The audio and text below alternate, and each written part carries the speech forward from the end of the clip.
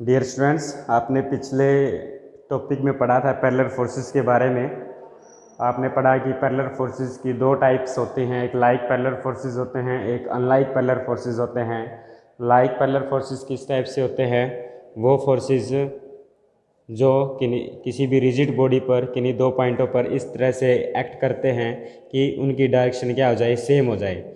जैसे कि ए पॉइंट पे एक फोर्स अगर पी इस डायरेक्शन में लगता है और बी पॉइंट पे जो फोर्स है अगर क्यू इस डायरेक्शन में लगता है, तो these two forces are like parallel forces. अगर बात करते हैं बच्चों अनलाइक पैरेलल फोर्सेस की, भी एक रिजिड बॉडी पे दो पॉइंट हैं, एक पे फोर्स आपका इस डायरेक्शन में लगता है दैट इज़ P, एंड एक दूसरी डायरेक्शन में इस डायरेक्शन में लगता है Q। This two forces are called the unlike parallel forces. अगर फोर्सेस की डायरेक्शन सेम है तो उनको हम लाइक पैरेलल फोर्सेस बोलते हैं, और पोजीशन इनकी अपोजिट है, डायरेक्शन अपोजिट है, तो वो हमें क्या कहलाते हैं, अनलाइक पैरेलल फोर्सेस होते हैं। ठीक है, फिर आपने इन फोर्सेस के रिजल्टेंट के बारे में भी पढ़ा था कि अगर आपके पास एक रिजिड बॉडी ए और बी है, उस पर दो पैरेलल फोर्सेस लगते हैं। मान लिया एक पी है आपके पास, एक फोर्स आपके पास क्या है, क्यू फोर्स है। इन दोनों फोर्सेस का जो रिजल्टेंट होगा वो आपके पास क्या होगा बच्चों, आर होगा, इन्हीं की डायरेक्शन में होगा और किसी पॉइंट सी पर एक्ट करेगा। और वो पोजीशन कैसे डिसाइड करते थे कि पी के साथ तो आपके पास बी सी आएगा, बी सी, और क्यू के साथ आपके पास क्या है, A C.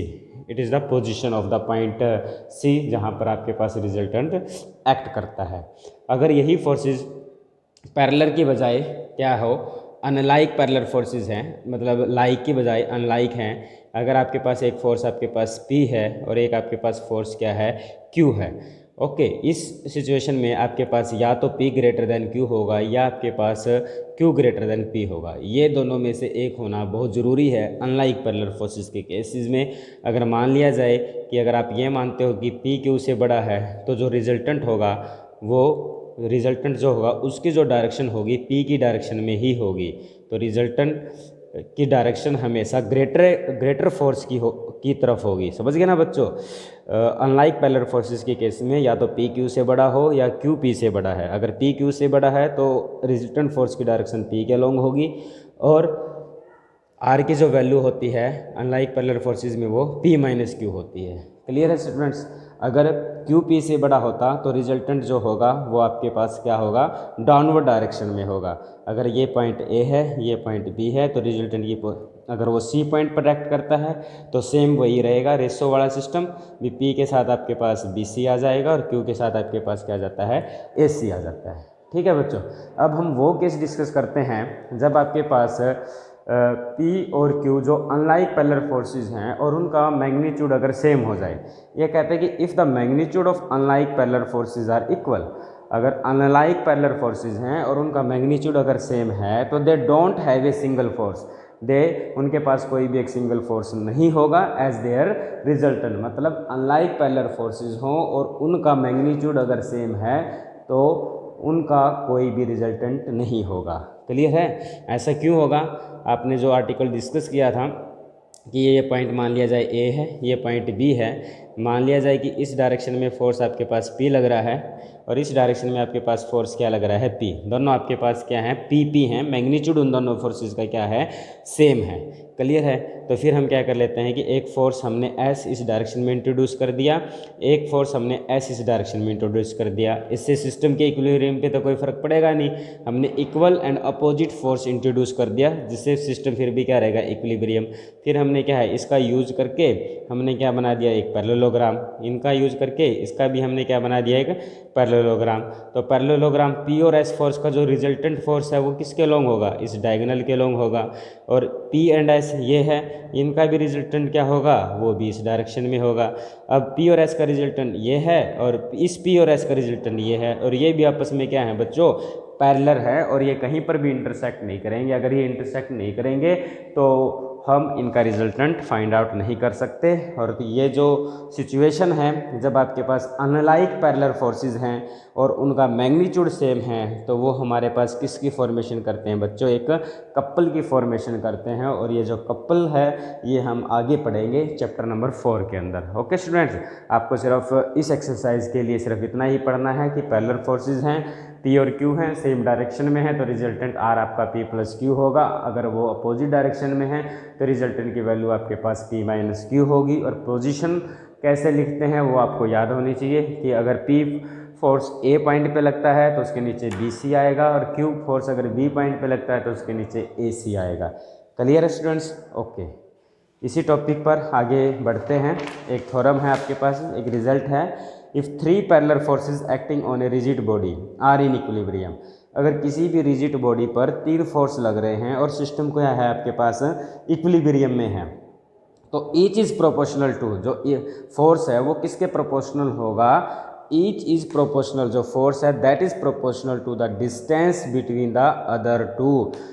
Okay students, if the 3 parallel forces acting on a rigid body, अगर किसी भी रिजिड बॉडी पर 3 पैरेलल फोर्स अगर एक्ट करते हैं और सिस्टम अगर आपका इक्विलिब्रियम पे है, तो each force is proportional to the distance between the other two forces. तो लेट कर लेते हैं, let P, Q and R be the 3 parallel forces.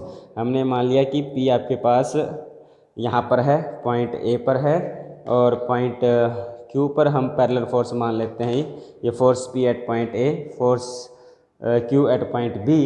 Late P, Q and R be the 3 parallel forces which are in equilibrium such that P and Q are the like forces. और मान लेते हैं यहाँ पर कोई भी ये B point है, और यहाँ पे कोई भी पॉइंट आपके पास C है, और यहाँ पर इस डायरेक्शन में आपके पास क्या है बच्चों, एक फोर्स R लग रहा है। ठीक है, that is also parallel to P but direction is opposite. Okay students, हमने क्या लिया, P एंड Q तो लाइक पैरेलल फोर्सेस हैं, और R भी आपके पास है, R is parallel to P and R is also parallel to Q but unlike parallel force के साथ है। तो R इज, अब आपको पता है कि ये लाइक पैरेलल फोर्सेस हैं तो इनका रिजल्टेंट भी होगा, और इनका रिजल्टेंट कहाँ होगा, A और B के किसी पॉइंट पर होगा, और वो किस डायरेक्शन में होगा, P और Q की डायरेक्शन में होगा, क्योंकि फोर्सेस क्या है आपके पास लाइक हैं, और वो किसके इक्वल होगा, P प्लस Q के। किसके इक्वल होगा, resultant of this two forces P plus Q। अब सिस्टम इक्विलिब्रियम में है तो ये P प्लस Q और R आपस में क्या कर लेंगे, एक दूसरे को यूटिलाइज कर लेंगे, एक दूसरे को कैंसिल आउट कर सकते हैं। ठीक है, तो R आपके पास यहाँ पर किसके इक्वल होना पड़ेगा, P प्लस Q के, तभी तो सिस्टम आपका क्या रहेगा, इक्विलिब्रियम पोजिशन में रहेगा। क्लियर है? तो if R act at A point C, अगर R एक्ट C पॉइंट पर एक्ट करता है इन ए बी, तो R के पास आपके पास क्या होगा, R तो आपके पास P प्लस Q होगा, और P and Q parallel forces हैं, ये इनका रिजल्टेंट है एट ए पॉइंट C। तो हम लिख सकते हैं P के साथ BC और Q के साथ क्या लिख सकते हैं, AC। ऐसा आपने पहले पढ़ चुके हो पैरेलल, लाइक पैरेलल फोर्सेस और अनलाइक पैरेलल फोर्सेस के केसेस में। आप इसको लिख सकते हैं अब P बाई BC। अगर ये रेशो सेम है तो P plus Q by BC plus AC, ये रेशियो भी बच्चों क्या रहेगी आपकी, सेम रहेगी। बट P प्लस Q तो R के इक्वल है, और BC प्लस AC आपका किसके इक्वल है, AB के इक्वल है। तो मतलब P by BC is equal to Q by AC is equal to R by AB। अब देखिए बच्चों, P कहाँ लग रहा था, A, तो इसका मतलब ये BC के प्रोपोर्शनल है, यही तो प्रूव करना था। Each force is proportional to the distance between the other two के बीच का डिस्टेंस BC तो है।